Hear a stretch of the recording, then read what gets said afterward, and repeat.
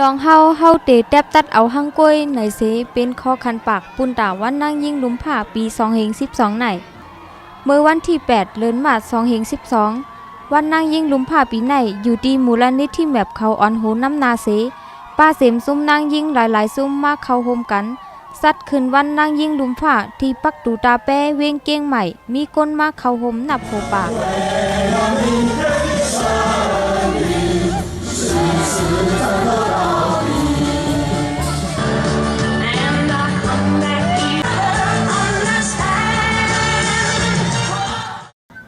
ในวันนางยิ่งลุมผ่าปีไหนเตมีการไปตั้งเนกลางไซแสกไวปิวเกี่ยวกับวันนางยิ่งลุมผ่าแหล่เนแคบห่างปังห้องความเหมือนหนังวงโนเนมตั้งกาซาวคือเงาตรงอันอ่องสั้นสู่จีผักข้อความถึงมูลนิธิแมป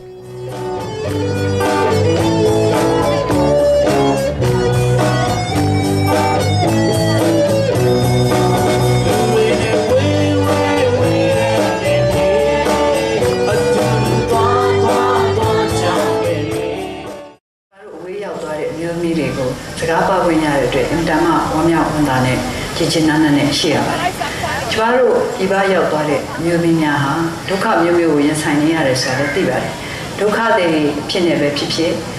ရွှေပြောင်းလူသမားတွေဖြစ်နေပဲဖြစ်ဖြစ်ဒီပါကိုရောက်သွားတဲ့အခါကျလို့ရှိရင်ဘဝမှာနေတူဝရုန်းကန်နေကြရတာပါ။ဒါကြောင့်မလို့ Map Foundation လို့အဖွဲ့အစည်းကိုဒီမှာအင်တာမကျေးဇူးတင်ပါတယ်။นางยิ่งลุมผ่าปีไหนมีดร.เซายิงดวงเดินหน้าเจียงใหม่มาหมอกลัดขอความแหล่ปุดปังปอยอันนี้วัฒนธรรมเต็มขั้นแล้วลูกเจ้ายายก็เป็นครั้งแรกที่ได้หันแล้วก็รู้สึกว่ายินดีเจ้าว่าแม่ยิงมาเดียวนี้เขาก็จะเป็นผู้ตามแล้วนะเขาก็จะเป็นผู้นำของโลกใบนี้เหมือนกันนะเจ้าเพราะฉะนั้นการที่เรามารวมกลุ่มกันแล้วก็รักษาสิทธิสตรีนั้นเป็นเรื่องสำคัญมากแล้วก็การที่ลูกหลานทั้งหลายป้ากันนะเจ้ากระตือรือร้นในการที่เฮาเนี่ยนะเจ้าจะเริ่มต้นชีวิตของความเป็นแม่ยิงแต่ใหม่นะเจ้าขอแสดงความยินดีนะเจ้าเปิ้ลบอกว่าแม่ยิงยุคใหม่นี้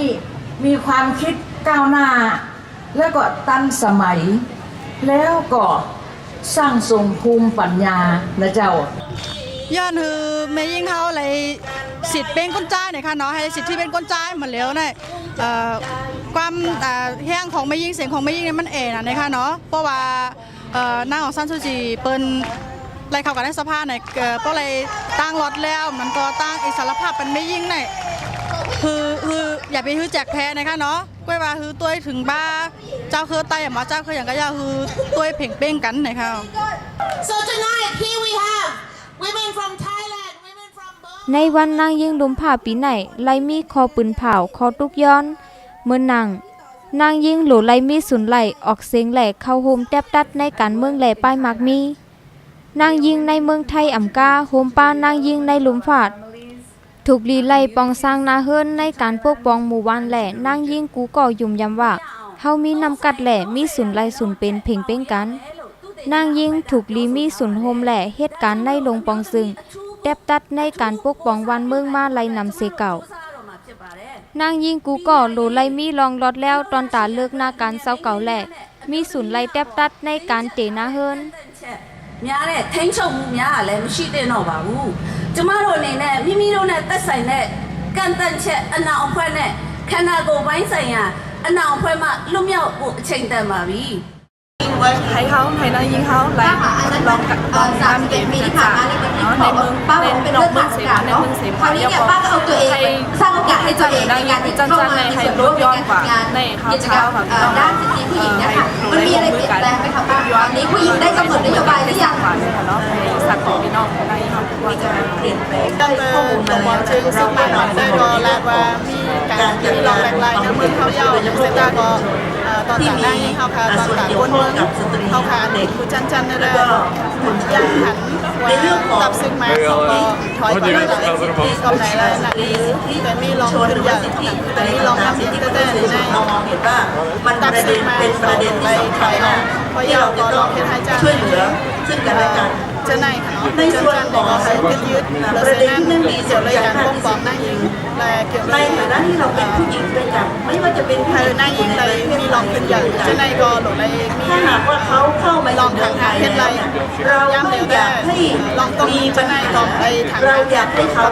มีความสุขและมีความเข้าใจในเรื่องของสร้างเหตุความสง่างามเราสามารถอยากให้ผู้หญิง